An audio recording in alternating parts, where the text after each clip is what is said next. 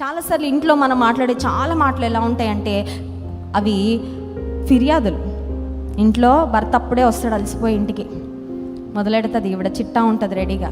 Gas అయిపోయింది, ఫ్రిడ్జ్లో కూరగాయలు లేవు, ఆ ట్యాప్ పని చేయట్లేదు. పోనీ చెప్తే పర్వాలేదు, చెప్పరు, కంప్లైంట్ చేస్తారు.